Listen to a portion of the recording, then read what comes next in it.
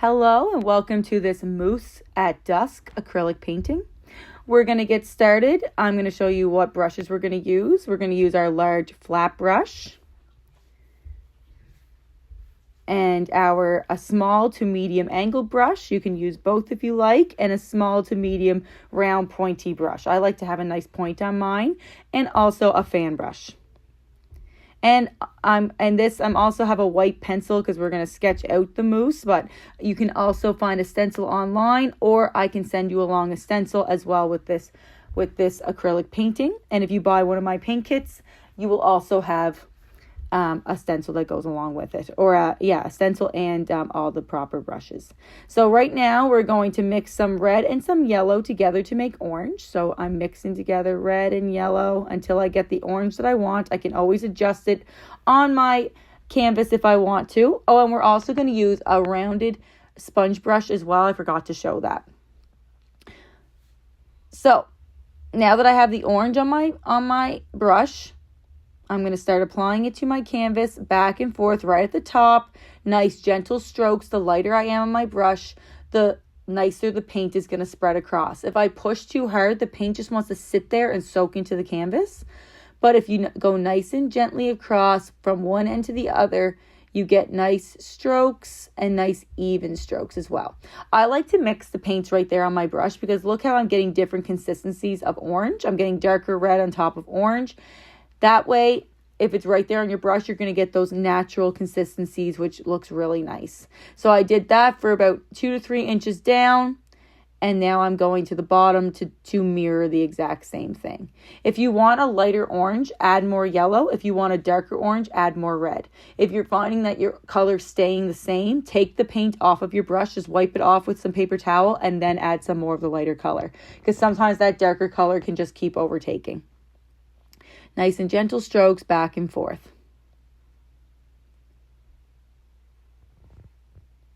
So now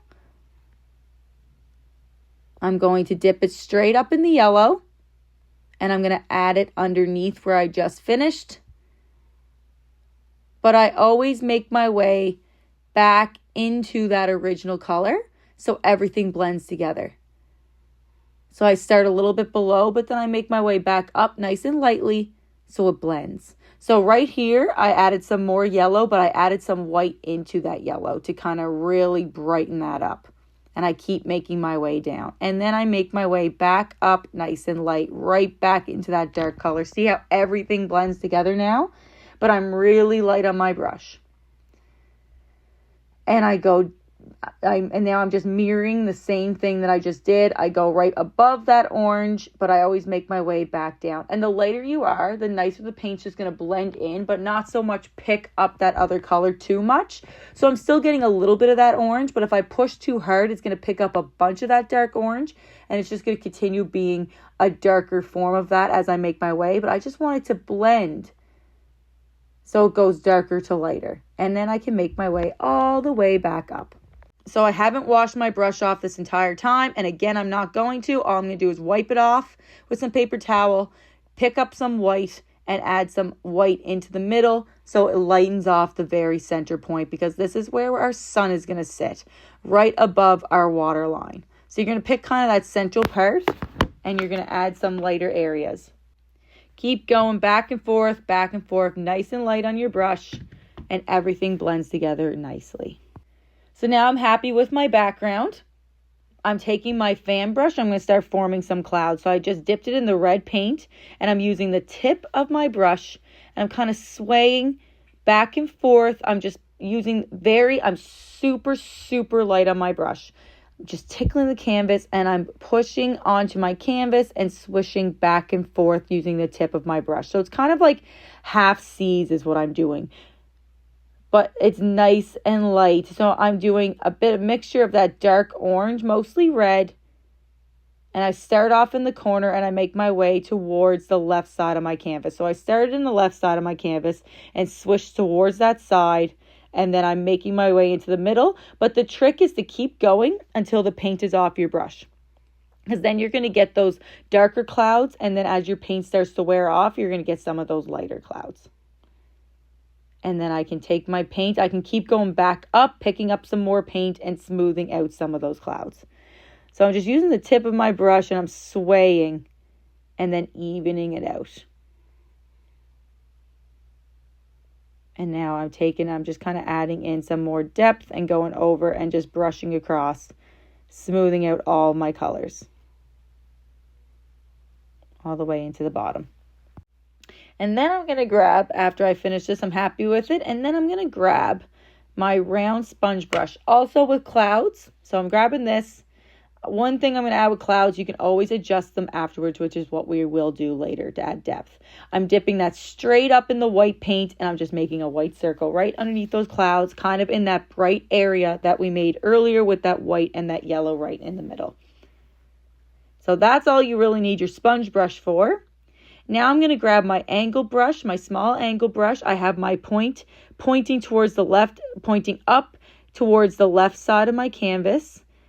So I'm getting that nice line. I'm dipping it in black paint and I'm just painting a horizon line right across, right underneath that sun. And I'm smoothing out my brush, smoothing it out, dipped a little bit more paint. Less is more, especially when you're dealing with black. You can always test out your paint, but just keep going and then you can always add more and figure out the control. So I just did a thick line right through the middle. Now I'm adding long lines and some short lines.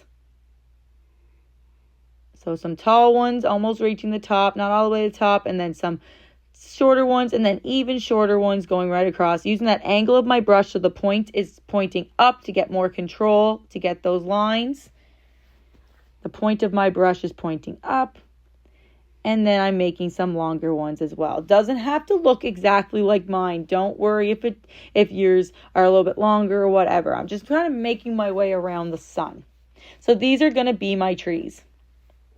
I'm just smoothing out that line a little bit.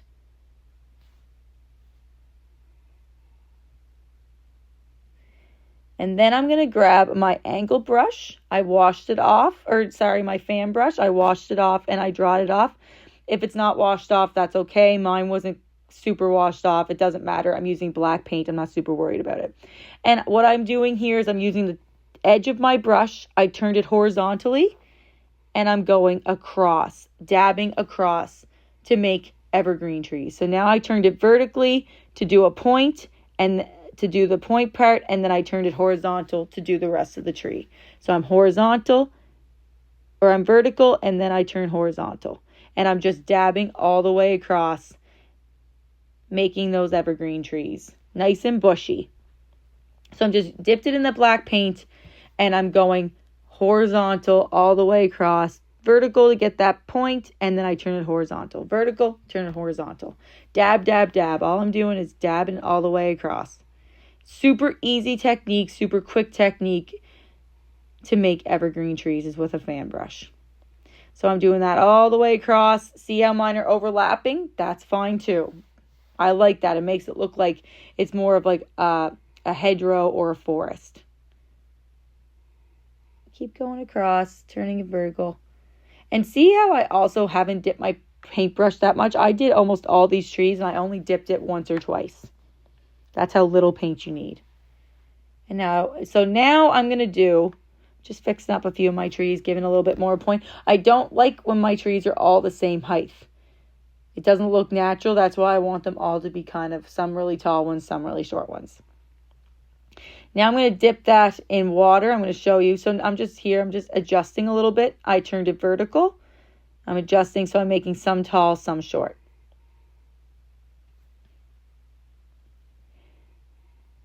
So now I'm going to dip it in the water and I'm going to show you how to make shadows. Could not think of that word. So I'm going to dip my paintbrush in the water and I'm going to dab it. I'm using my horizontal side. So I go vertical, but then I go horizontal with a watery brush. It doesn't have to be that watery. Don't make it so it's like dripping. So dip it and then take some water off on the side of your cup or with some paper towel. And you're just mirroring as best as you can with that watery. So I'm using the edge of my brush because I really don't need to do the whole shape. I just want to make it look like it's sitting in the water. And you go all the way across, trying to kind of just mirror exactly. You can flip your canvas upside down too if you find that easier, to kind of make it so it's shaped just like the tree, or the same size, I mean.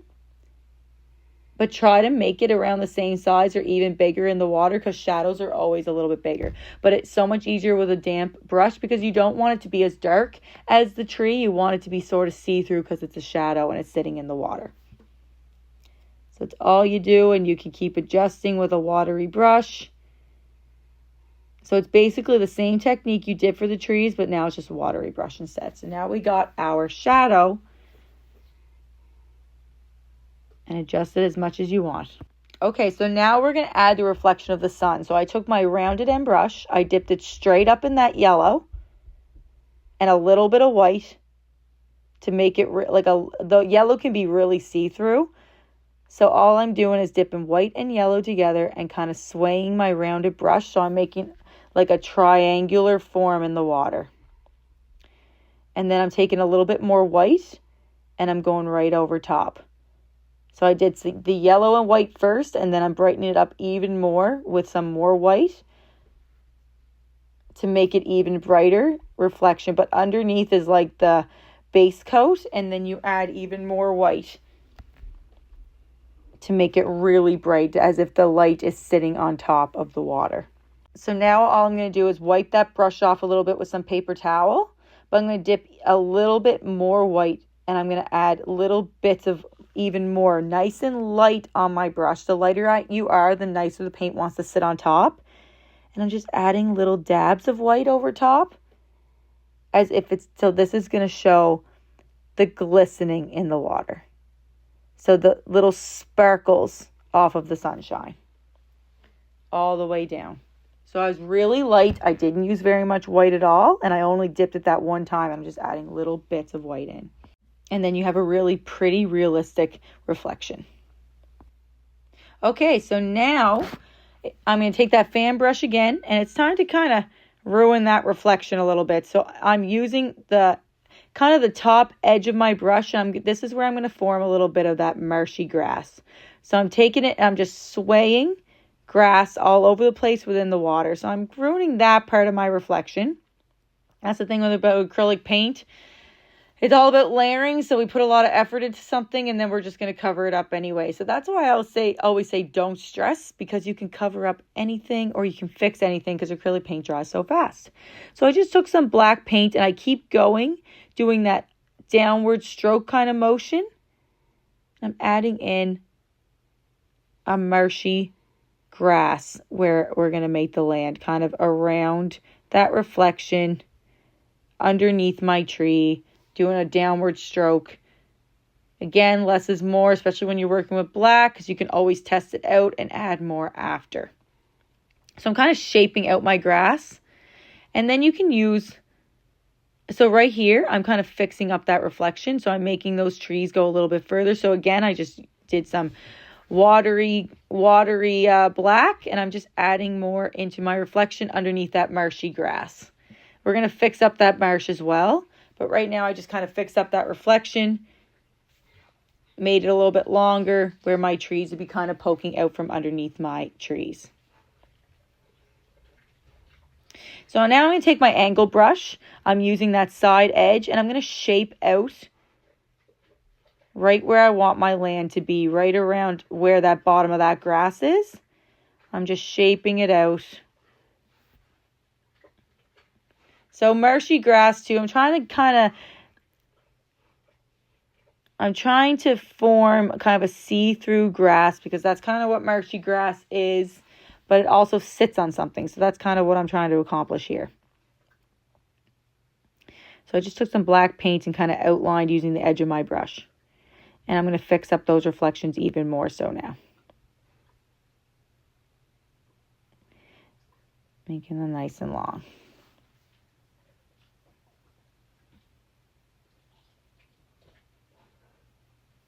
Just adjusting as much as possible. You can probably hear my dog in the background. He's either snoring or he's He's just laying down. So if you hear something in the background, it's my dog. Okay, so here I'm just kind of adjusting my clouds a little bit more because I want to add in some more depth. So I'm doing the same technique. And I'm just adding in a little bit more red. So what's going to happen to me here is I'm going to pick up a little bit of that black from those trees. If that happens to you, don't panic. You can see that. I'm going to fix it up. I'm going to show you right now how you're going to fix it. So I'm going to add in even more red over top. Take some off on my brush. And I'm just going to work with it. I'm not going to panic. I'm going to kind of blend it into the sky. And then as it dries, I'm going to add even more red over top. Just blending it in. And then you can wipe your brush off as well. Add more red and keep blending it in. Never panic. You can always fix something. It happens to me all the time. You always can, it just can happen where you pick up another color. But that's why I love working with acrylic paints, because you don't have to wait forever to fix something. And then you just keep going, right? And then right there with that black, I can either wait for it to dry. So right now, I kind of wanted to add in some more orange. So I took my large flat brush, I dipped in some yellow paint and some red paint to make that orange. And I'm just softening up some of those clouds. I went right over that black too. I'm just softening up some of those clouds. Because I can always take my fan brush and add in more. But I found I put too many, so I'm just softening it up with that original color.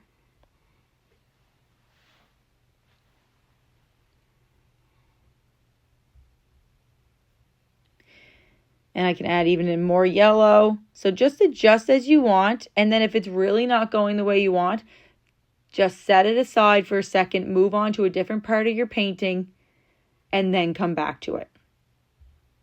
Because your paint might just be a little bit too wet to work with. And also it's okay to take a break from that section or from the painting in general.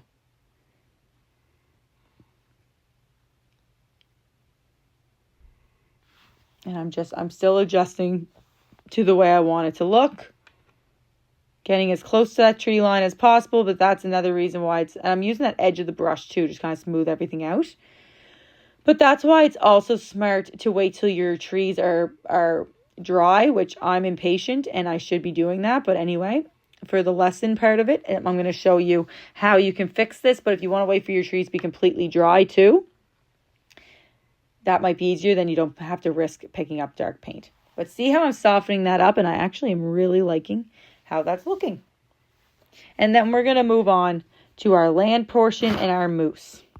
But before I do that, I'm going to just take my fan brush and add in a few more clouds within what I just did.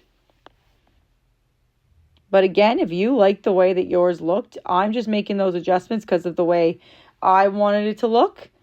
But that doesn't mean that that had to happen for you. But I'm just showing that you can always fix something if there's something that you don't like. Okay, so try to follow along with me as best as possible. I have my white pencil here to sketch out my moose. So I'm just sketching out. I like to do his antlers first. And they're like almost like a U shape. I don't know if you can see that well. But I'm using my white pencil, and you can almost, it's like a pointy U shape off to the side. I stenciled it out already with pencil. Or I drew it out already with pencil. So now I'm just going to add white so you guys can see over top. So I made like a curved line. And off of that, I did a bunch of little U shapes. Again, I'm going to do that here.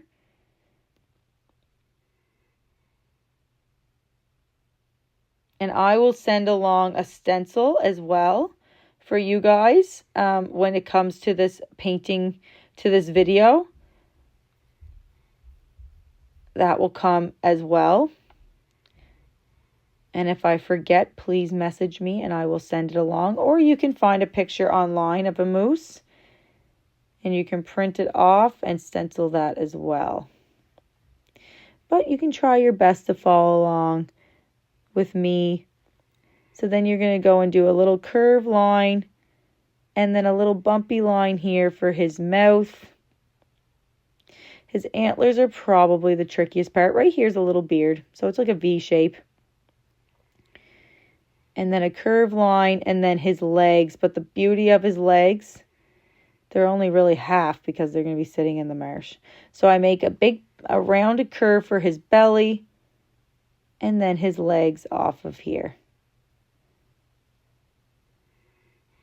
And then I do kind of like an indented curve for his neck, and then a little hump, and then his bum.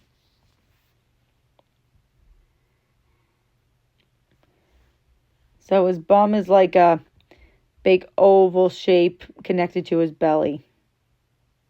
Like a really round belly, because moose are huge animals.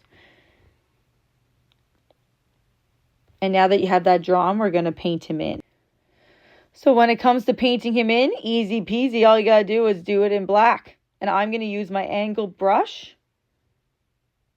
And I'm just filling him in black. I like to do the edges first.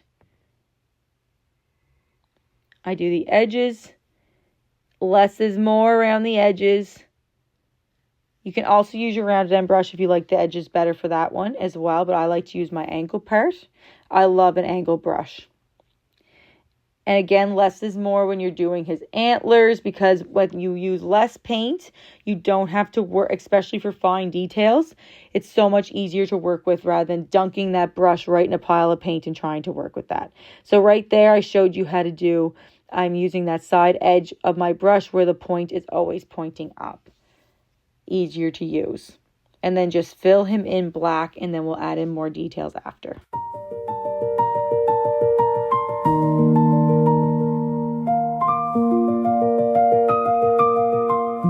Okay, so now that we have our moose all painted in, all black, we're going to start forming the water around his legs. So I'm just kind of finishing up the edges, cleaning it up a little bit here.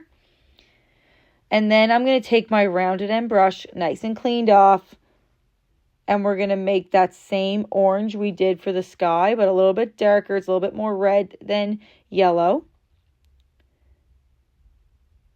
So I'm mixing some red and some yellow together right now to make it, see that's a little bit darker orange. And I'm just making a small circle around his legs, nice and light on my brush, a little bit smaller on the inside. So I make one base one around, and then I keep spinning it. I keep making a little bit bigger one around.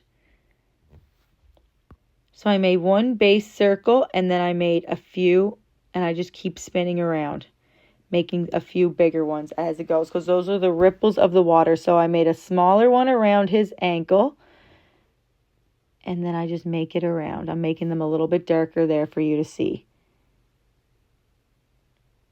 And they can overlap a little bit. Don't worry about that. And we're going to be making a little bit more detail in. So I just make small, and then a little bit bigger, and then a little bit bigger. Less is more. Notice that I didn't dip my brush anymore. I did that pretty much just dipping it that one time, because then you're getting those other little ripples that are kind of fading off. And now I'm going to add in a tiny bit of black. But I'm not using very much paint at all. Tiny bit of black without washing my brush. I'm going to add it right over top some of these ripples, just to darken it up. Don't worry, we're going to lighten it up again, but this is just to add depth into that water. So I'm adding a tiny bit of black into that orange color that we just did. I'm going to show you. Less is more. Tiny bit of black. See that? Just to darken it up a little bit. And I'm very lightly going around some of these circles. Very lightly. I'm taking some paint off. I had too much paint on mine. So if you're like me and you think you added, just take a little bit of paint off and keep going. A little bit of paint off with some paper towel. And just add some darker areas going around some of these circles or in between. Making your way around. There we go. And then I'm going to kind of graze underneath with that leftover paint. Quick little lines, as if it's rippling even more so. Good. So now we're going to add in even lighter colors once we finish this off. So now I'm going to add in some white into that. So less is more again, so I'm just adding a little bit of white into that original color. Even more so, I found that was a little bit too light. So I'm going to add in some white here. And I'm going right over top with the lighter. Notice how light I am on my brush because I want to test it out. Then you can adjust your pressure. So now all I'm doing is adding in some white right over top what I just did. Or in between. Nice and light on my brush. And then I'm getting those ripples. And keep going until the paint is off of your brush.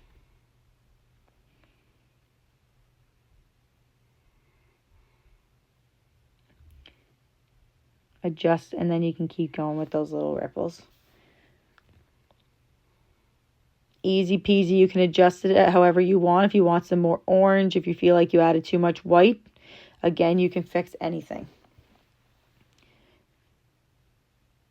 And then we're just have a few more steps and we're done with this painting. Just adding in that white with that leftover paint. Very light on my brush.